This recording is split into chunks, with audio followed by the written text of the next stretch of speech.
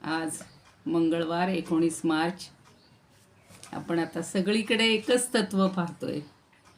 ज्ञानेश्वरी वाचा, भगवद्गीता वाचा, तिकडे दासबोध, मनाचे श्लोक, सगळ्या संतांनी एकाच तत्वाचं सगळं वर्णन केलेलं आहे आणि ते आपल्याला समजून घ्यायचे.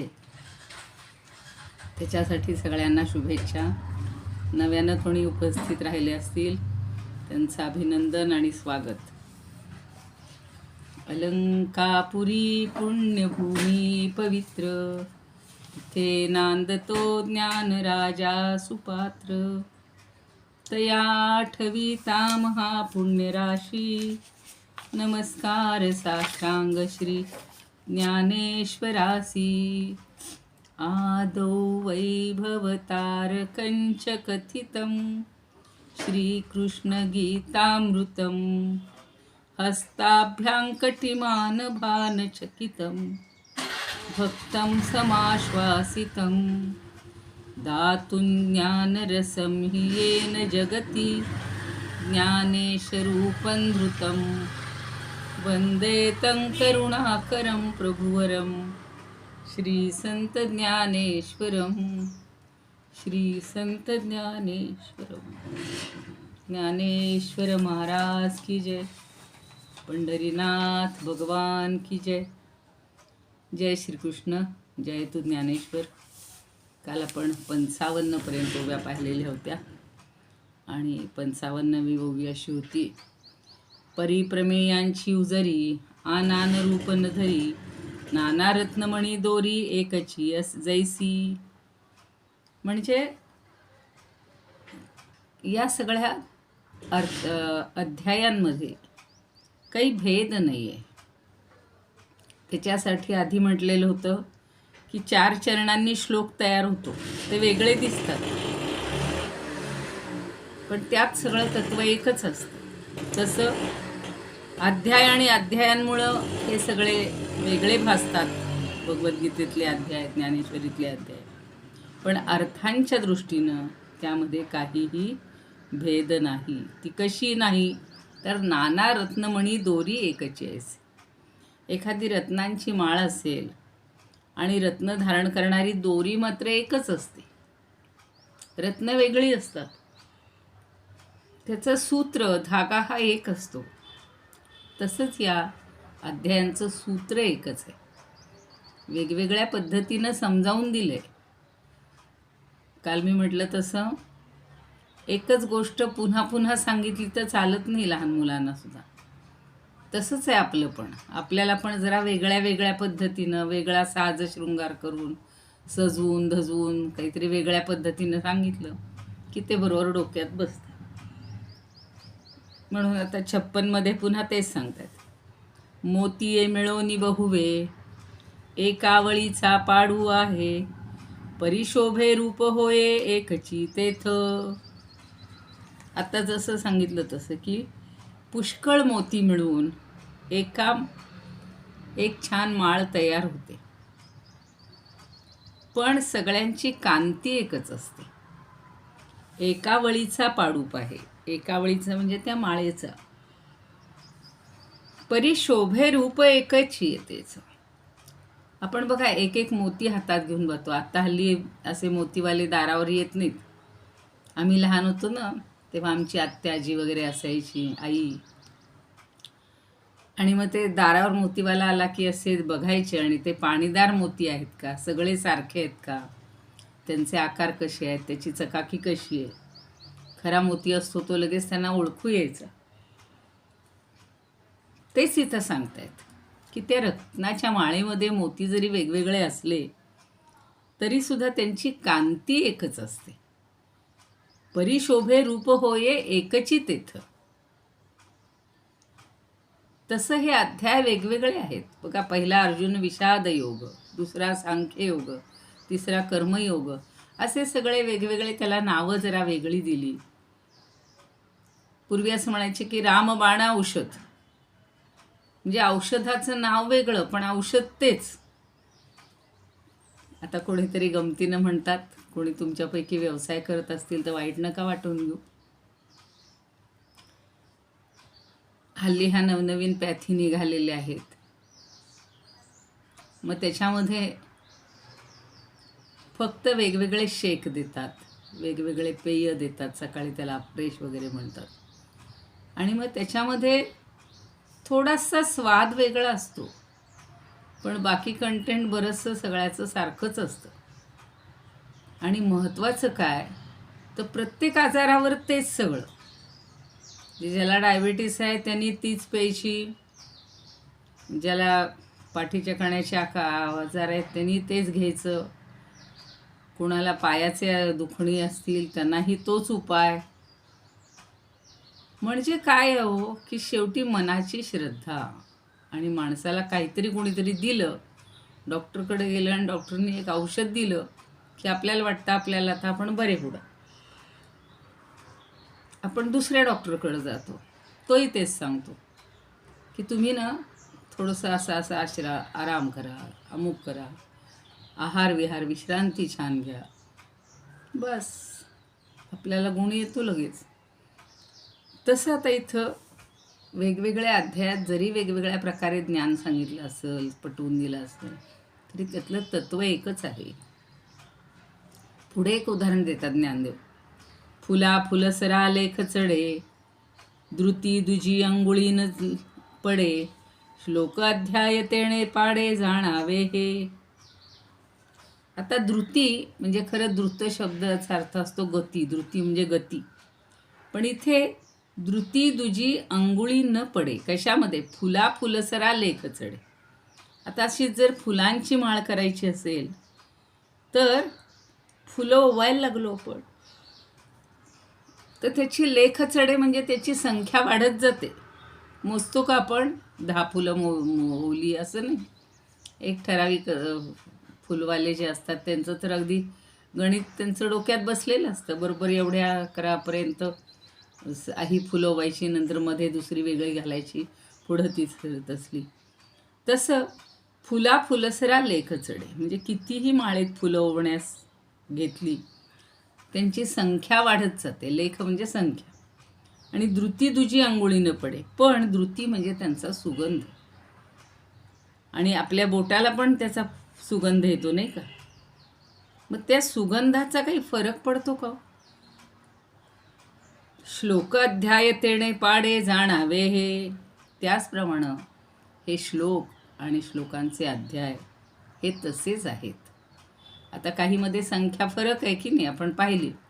पहिल्या अध्यायात 46, नंतर 72, अशी संख्या वेगवेगळी आहे. 12वा 15वा फक्त 20 श्लोक, काही ठिकाणी 24, 28, 18व्यात आता एकदम 78.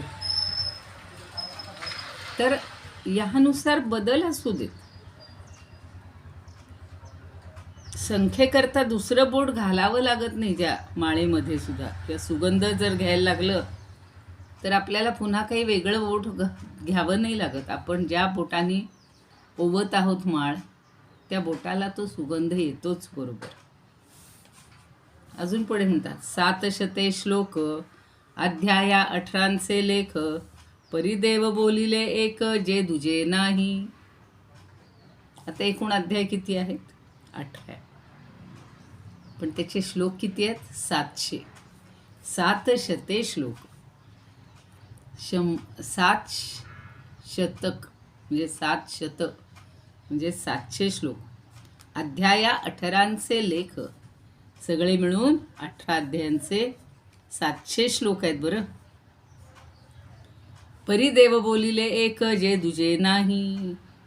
पण देवांनी जे काही सांगितलेलं आहे ते सगळ्यामध्ये एकच सांगितलेलं. सगळ्यातला तत्व एकच आहे, सगळ्याचा अर्थ एकच आहे. म्हणजे 700 श्लोक आहेत म्हणून प्रत्येक श्लोकात वेगळं तत्व सांगितलंय का? आपण काल परवाही पाहिलं. 13व्यात होतं, 7व्यात आहे, 8व्यातही आहे, अक्षरम ब्रह्म परमम, तेच सगळीकडे सांगतायत. 9व्यातही तेच सांगतायत. 10व्यातही विभूती योग, इतक्या विभूती सांगितल्या, पण मूळ परब्रह्म परमात्मा एकच आहे. त्याचीच सगळी ही रूपं किंवा त्याच्याच सगळ्या या विभूती असं सगळीकडे सांगतात. भक्तियोगातही ते सांगतात की ज्याला सगुण भक्ती करायची तो सगुण करतो, निर्गुण भक्ती थोडी अवघड आहे, क्लेशोधिकतरस्तेषां. पण एक तत्व एकच आहे, या सगळ्या भोवती सर्वाभोवती एकच तत्व भरून राहिलेलं आहे. परिदेव बोलिले एक जे दुजे नाही, आणि म्याहीन सांडोनी सोये, ग्रंथ व्यक्ती केली आहे, प्रस्तुततेने निर्वाहे निरूपण ऐका. आता काय म्हणतात, आम्ही आणि म्याही न सांडोनी सोये. सोयेचा अर्थ इथे मार्ग असा घेतला.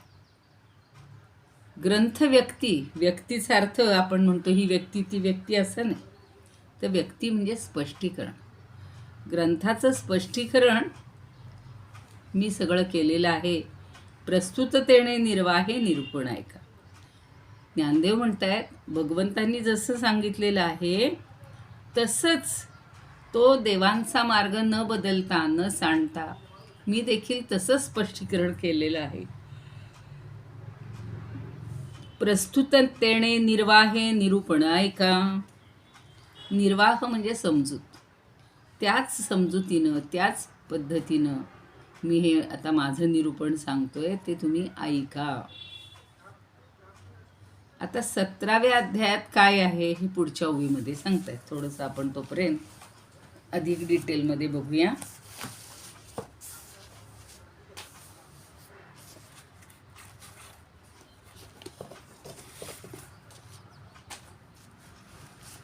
काय सांगतात भगवंत की रत्न मणी वेगवेगळे जरी असले तरी त्याला गुंफणारी दोरी मात्र एकच असते. त्याप्रमाणे गीतेतल्या मोक्ष सिद्धांताचा आविष्कार भिन्न भिन्न स्वरूप घेत नाही. मोक्ष सिद्धांतच सगळीकडे सांगितलेले. मोती एका दोऱ्यात ओवल्यानंतर त्याचा एकच सुंदर हार तयार होतो आणि एकत्रित आलेल्या मोत्यांचं सौंदर्य पुन्हा तसंच असतं. म्हणजे सौंदर्याचं स्वरूपही बदलत नाही. किंवा फुलं आणि फुलांचे हार मोजता मोजता सुगंध आपल्या बोटांनी मोजता येत नाही, पण तो सगळ्यांचा सुगंध सारखाच असतो. तसंच गीतेतले श्लोक आणि गीतेतला अध्याय सगळं एकसारखंच आहे असं जाणावं. आणि पुन्हा म्हणतायत की गीतेमध्ये 700 श्लोक जरी असले तरी एकूण 18 अध्याय असले, 18 अध्यायांची गणना केली असली तरी भगवंतांनी जे तत्त्वज्ञान सांगितलेलं आहे ते मीच सांगतोय. त्याच्यामध्ये वैचारिक भिन्नता अजिबात नाही. आणि मी सुद्धा आता पुढं 58मध्ये पुन्हा सांगतात ते 7 तेच सांगितले. आणि म्याहीन 59 आणि म्याहीन सांडूनी ते सोये, ग्रंथा व्यक्ती केली आहे, प्रस्तुततेने निर्वाहे निरूपण ऐका. मी मग अशी म्हणलं की व्यक्ती म्हणजे त्याचं विवेचन. तर ते म्हणतात की मी सुद्धा तत्व न सोडता गीतेचं निरूपण थोड्याशा विस्तारानं केले. लोकांना अगदी थोडक्यातलं तर नाही लक्षात येत. म्हणून हा जो कलशाध्याय आहे त्या कलशाध्यायात त्याच पद्धतीनं मी निरूपण करून सांगेन. प्रस्तुततेने निर्वाहे, जसं आपण उदरनिर्वाह शब्द वापरतो तसा त्यांनी इथं सांगितलेलं आहे की निर्वाह म्हणजे निरूपण. तर ह्या प्रस्तुत निरूपणामध्ये सुद्धा तुम्ही आता निरूपण ऐका, अगदी लक्ष देऊन ऐका, कारण मी थोडंसं विस्तारानं सांगत आहे. आता त्या विस्ताराबद्दल थोडंसं सांगते तुम्हाला की जसं पतंजलींनी योगसूत्र लिहिली, 555 नाही 205 काहीतरी आहेत, 195 सूत्र आहेत. फक्त 195 सूत्र आहेत. सगळा योगाचा अभ्यास अष्टांग योगाचा त्यांनी 195 सूत्रात सांगितलं. मग ते आसनाचं सांगतात, स्थिर सुखम आसनम. बघा एवढंच सूत्र आहे. अगदी पहिलं तर म्हणतात चित्तवृत्ती निरोध हा, म्हणजे योग हा चित्तवृत्ती निरोध हा. योग म्हणजे काय, चित्तवृत्तींचा निरोध करणं.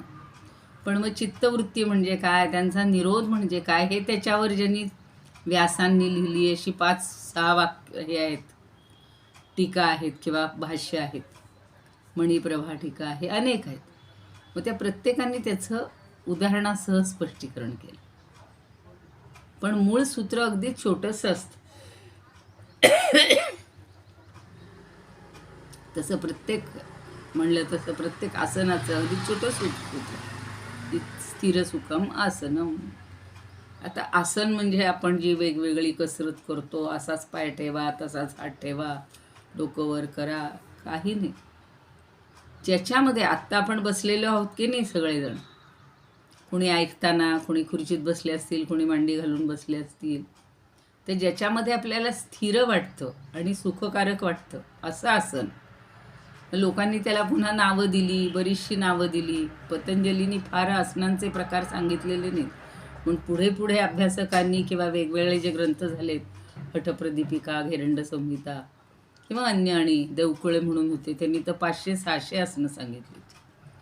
अगदी कुठलीही छोटीशी जरी ती आकृती जरा बदलली की मग वृक्षासारखी झाली की वृक्षासन, मांजरासारखी झाली की मार्जारासन, सिंहासारखी झाली की सिंहासन, वाघासारखी झाली की व्याघ्रासन. म्हणजे असे त्याच्यात बदल होत जातात. पण मूळ जो धागा आहे तो मुख्य स्थिर आणि सुखकारक वाटलं पाहिजे ते आसन आहे. तसं आता इथे आपल्या भगवद्गीतेमध्ये सुद्धा किंवा ज्ञानेश्वरीमध्ये सुद्धा एकच महत्त्वाची गोष्ट सांगितली, ती म्हणजे मोक्ष.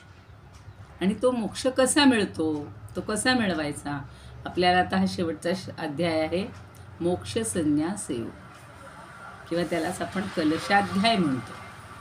आता त्याचे हे बारकावे ज्ञानदेव सांगतात की मी सगळ्यांनी सांगितले तसंच मी पण सांगतो. भगवंतांनी सांगितले त्यात थोडासा सविस्तर असा भाग मी सांगतो. आता कालच्या पुढच्या ओव्या बघूया आपण.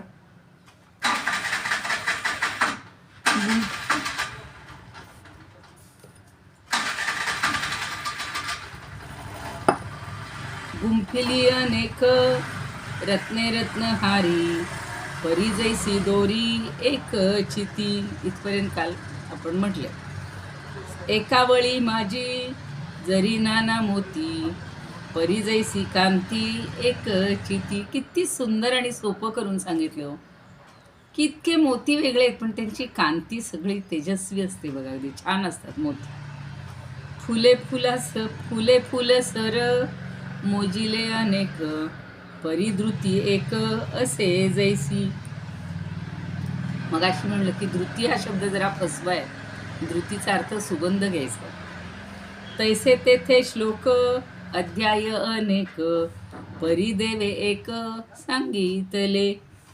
18 अध्याय 700 श्लोक, अभिप्राय एक दुजे नाही. तोची अभिप्राय सन्मुख ठेवूनी, ग्रंथविवरण मीही केले. भूमिका ही माझी घेवोनी ध्यानी, आता निरूपणी चित्त द्यावे. तरी 17व्या अध्याया शेवटी, आता हे पुढे यायची आहे ती पुढची ओवी नंतर आदिभक्त म्हणून ठेवते. देव जगजेठी काय बोले, हे जगजेठी देव काय बोलले असे इथं सांगतात बघा. आता तरी 17वा अध्याय पावता पुरता ठावो, जे संपता श्लोकी देवो बोलिले ऐसे. हा 17वा अध्याय संपता देव काय म्हणाले, भगवान काय म्हणाले, श्रीकृष्ण काय म्हणाले ते आता ऐका असं म्हणतायत. आपल्याला 17वा अध्याय नुकताच झालाय. ओम तत्सदिती ही आपण सगळी श्लोकांची रचना पाहिलेली आहे. ते आता पुढं सांगतायत पुढच्या ओवीमध्ये. या ब्रह्मनामाच्या विखी, बुद्धी सांडुनी आस्तिकी, कर्मे की जती तितुकी असंते होती. असंत शब्द वापरलेला. संत म्हणजे सगळं चांगलं असणार, आणि असंत म्हणजे ज्याच्यामध्ये दोष आहेत अशा गोष्टी. तर आता 61व्या ओवीमध्ये भगवंत म्हणतात, ज्ञानदेव म्हणतायत की परब्रह्माच्या ओम तत्सत या नामाच्या ठिकाणी श्रद्धा न बाळगता अश्रद्धेय भावनेनं आणि वृत्तीनं जेवढी कर्म माणसाकडून केली जातात ती सगळी असंत ठरतात, म्हणजे ती सगळी निरर्थक ठरतात, म्हणजे सगळी कर्म व्यर्थ होतात.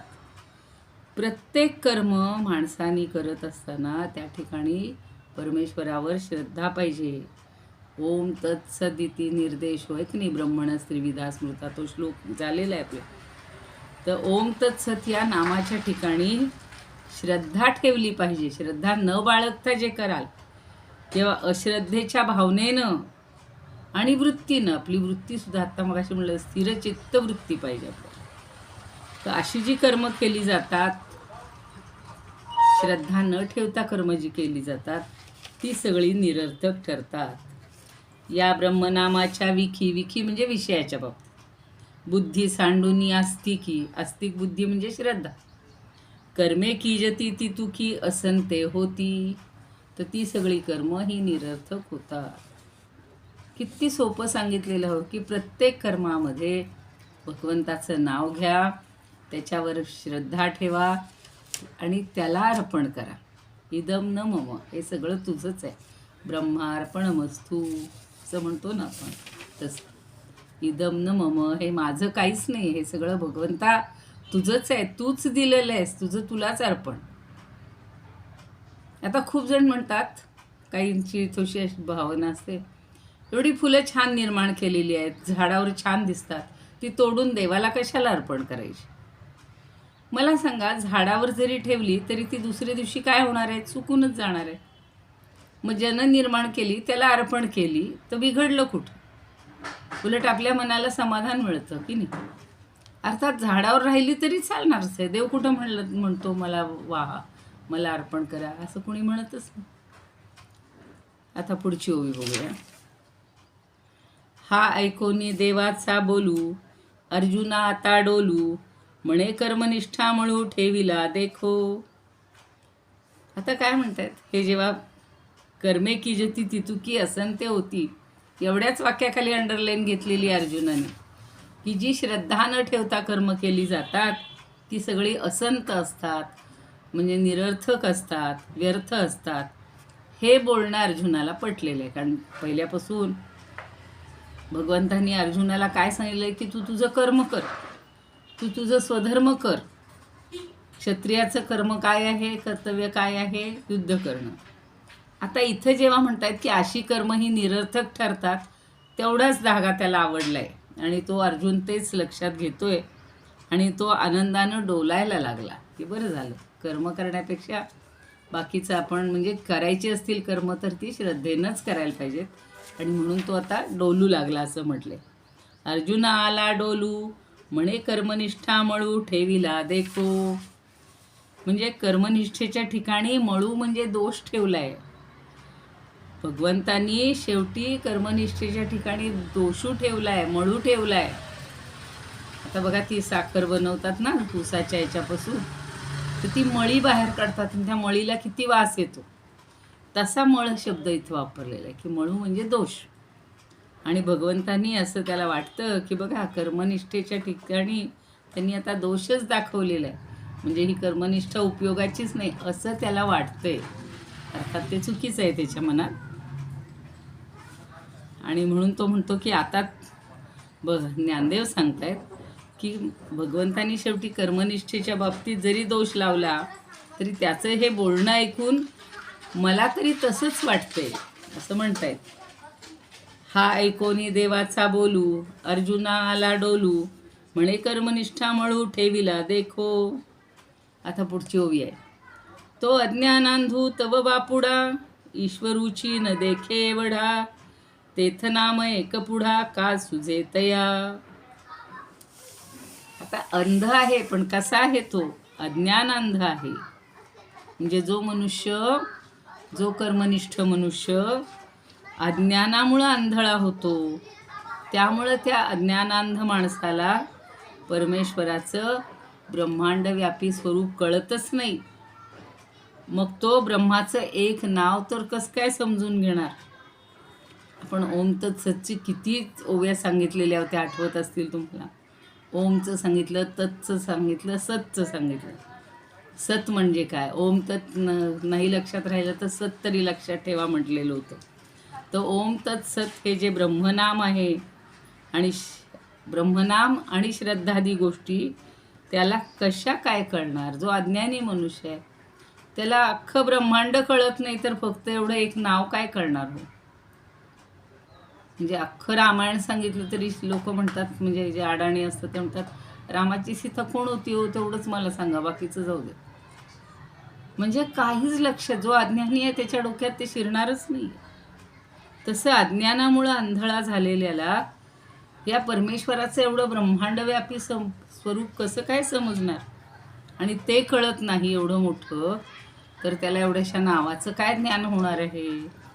ते नाव कसं काय समजून घेणार बरं? कारण श्रद्धा इत्यादी गोष्टी त्याच्या डोक्यातच नसतात, लक्षातच नसतात. लोक म्हणतात आम्हाला ते नका काही सांगू, देवापर्यंत आम्ही येणार नाही, आम्ही आपल्या बाहेर जाऊन उभे राहू, बाहेरून आहेत. म्हणजे इतकी काही लोकांची अश्रद्धा असते, श्रद्धा नसतेच. आणि रजतमे दोन्ही गेलिया वीण श्रद्धा सानी, ते का लागे अभिधानी ब्रह्माची ये.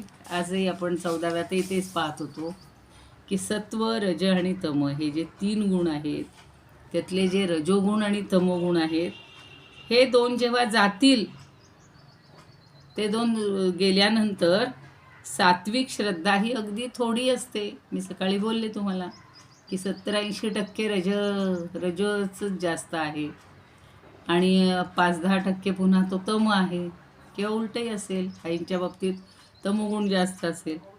पण सत्वगुण जो आहे किंवा सत जो आहे तो थोडा आहे, सात्विक श्रद्धा अगदी थोडी असते. मग ती ब्रह्मनामाच्या ठिकाणी ओम तत्सत ही श्रद्धा कशी प्रवृत्त होणार? म्हणजे ओम तत्सत या 3ही गोष्टी या भगवंताला लागू कशा आहेत हे त्याला कसं आठवणार आहे, कसं समजणार आहे? त्यासाठी आता त्यांनी काही छान उदाहरणं दिलेली आहेत पुढे.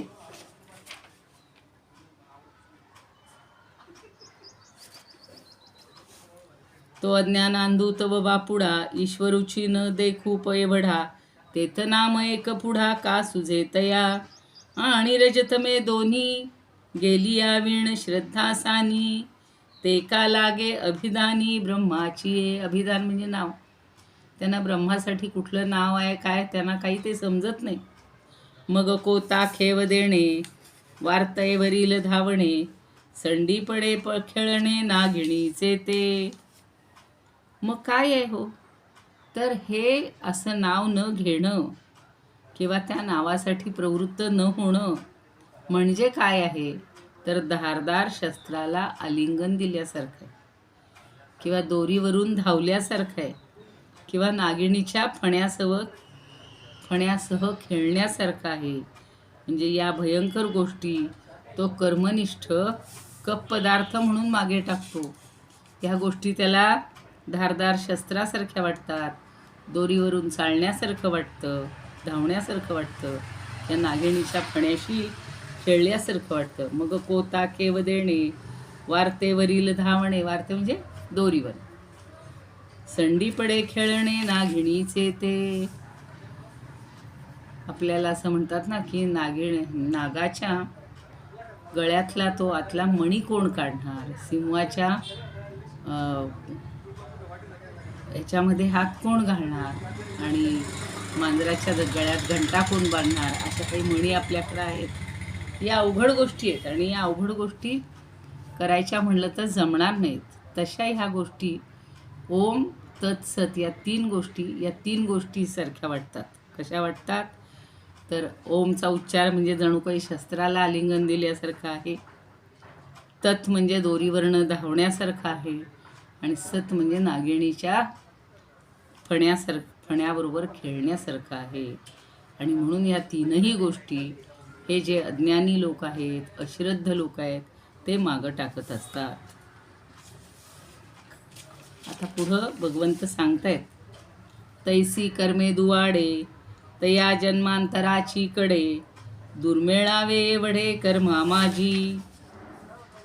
तशी ही ब्रह्मनामाशिवाय केलेली जी कर्म आहेत ना, ही सगळी दुवाड आहेत, म्हणजे दोषयुक्त आहेत, सदोष आहेत. आपण द्वाड म्हणतो ना, तसा दुवाड शब्द त्यांनी वापरला. घातक आहेत.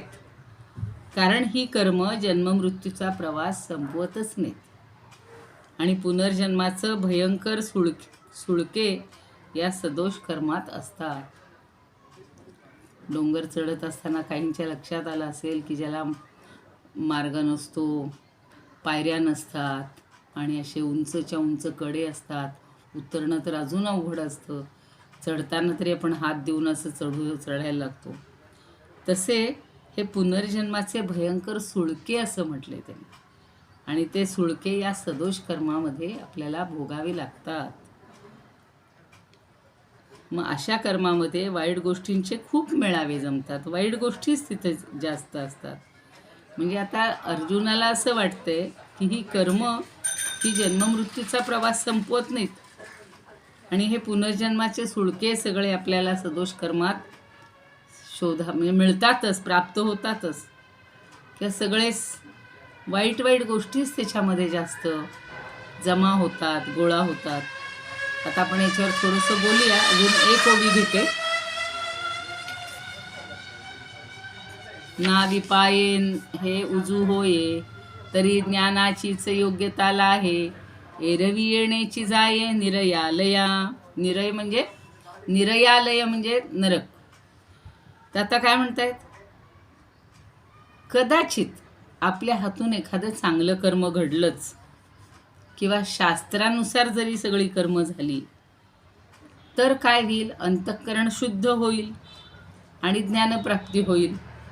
पण ते जर काहीच झालं नाही, शास्त्रानुसार कर्म झाली नाहीत, अंतःकरण शुद्ध झालं नाही, तर मात्र सदोष कर्मामुळं माणसाला निरयालयाला जावं लागतं. निरयालय म्हणजे नरकच भोगावा लागतो.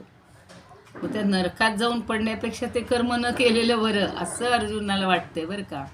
काही पण लोक म्हणतात जाऊ दे, एवढं कुणी कटकट करावी, एवढं ज्ञान मिळवावं, हे अभ्यास. काही जण म्हणतात ना, आता कसलं काय वाचत बसलेत तुम्ही, आता कशाचा अभ्यास करताय, कशाला तो दासबोध पाहिजे, कशाला ज्ञानेश्वरी पाहिजे. पण आपण जर फक्त कर्मामध्येच फक्तच खाणं पिणं त्याच्यातच सगळे रमून गेलो आणि काहीच ज्ञान मिळवलं नाही, काहीच तत्त्व समजून घेतलं नाही, मोक्षापर्यंत पोहोचायची इच्छाही ठेवली नाही, तर काय होणार आहे, काही प्राप्त मिळणार नाही, प्राप्त होणार नाही. म्हणून इथं म्हणताय की अंतःकरण निदान आपलं काय झालं बघा, 4 वर्ष या करोनापासून या सगळ्या गोष्टी करायला लागलो, थोडी अंतःकरणाची शुद्धी व्हायला लागली, आपले दोष आपल्याला समजायला लागले, लोकांकडे बघण्याचा दृष्टिकोन सुधारला. मग हे सगळं झालं म्हणजेच एक प्रकारे आपल्याला हळूहळू ज्ञानाची प्राप्ती व्हायला लागलेली. पण ती ज्ञानप्राप्ती न होताच जर कर्म करत राहिलं तर मात्र मनुष्य नरकाला जाऊन पोहोचतो. म्हणून कर्म आणि ज्ञान या दोहोंचा समन्वय साधला पाहिजे. एकांगी कुठलीच गोष्ट उपयोगी नाही. नुसतं ज्ञान मिळवत राहिले आणि कर्म काहीच केलं नाही तरीही चालणार नाही.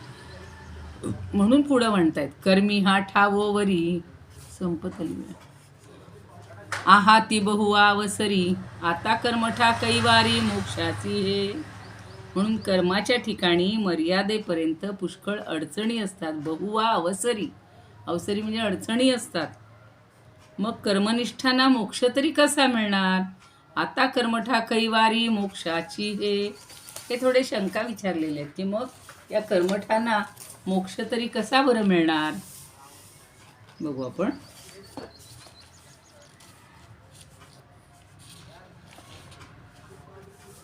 तरी 17 इथपर्यंत घेतली होती आपण.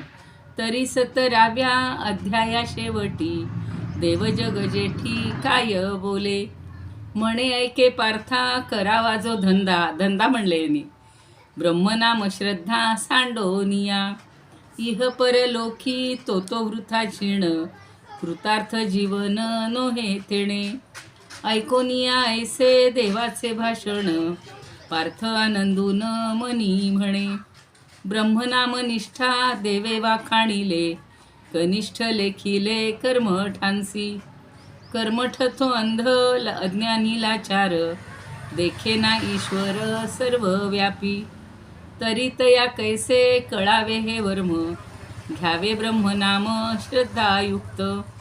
आणि श्रद्धा तीही बोलिली सिहीन, रजतमुगुण युक्त जरी, मग जडाविती ब्रह्मनामी कैसी, पारखी सत्वासी जरी होय.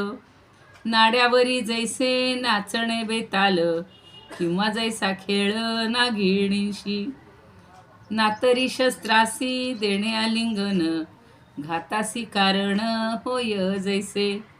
तैसे कर्म ठाचे कर्म ते कठीण, जन्म मृत्यूतून सोडविना.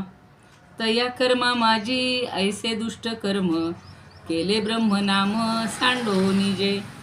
असं सुदैवे हे कर्म यथा सांग, घडे तरी चांग ज्ञान जोडे. एरवे हे कर्म घाली नरकात, द्विधा गती येथ दिसे ऐसी. अशी द्विधा परिस्थिती होऊन जाते की जसं धोबिका कुत्ता घरकानं गाठगा, तसं कर्मही नाही आणि ज्ञानही नाही अशी अवस्था होऊन जाईल. त्यापेक्षा सश्रद्ध कर्म करत राहायचे आणि ज्ञानही मिळवायचे, म्हणजे आपण मोक्षापर्यंत जाऊन शकू. इदमुपकर्तुं भुवनमण्डलं, समुदितमिव भास्करं, सादरं वन्दे ज्ञानेश्वरं. त्रिभुवनमाता भगवद्गीता, लोकमंगला लोकविश्रुता, लोकहितं संततं ज्ञायता. येन ज्ञानेश्वरी विरचिता, श्रुत्वा प्राकृतगिरं सादरं वन्दे ज्ञानेश्वरं. सादरं वन्दे ज्ञानेश्वरम्. आरती ज्ञानराजा महाकैवल्य तेजा, सेविती साधू संत मनुवेधला माझा. आरती ज्ञानराजा लोपले ज्ञान जगी, हित नेणती कोणी. अवतार पांडुरंग नाव ठेविले ज्ञानी. आरती ज्ञानराजा कनकाचे ताट करी, उभ्या गोपिका नारी. नारद तुंबरू हो सामगायन करी. आरती ज्ञानराजा प्रगट गुह्य बोले, विश्वब्रह्मची केले. रामा जनार्दनी पायी मस्तक ठेविले. आरती ज्ञानराजा महाकैवल्य तेजा, सेविती साधू संत मनुवेधला माझा. आरती ज्ञानराजा. ज्ञानेश्वर महाराज की जय. पंढरीनाथ भगवान की जय. जय श्री कृष्ण. जय तू ज्ञानेश्वर.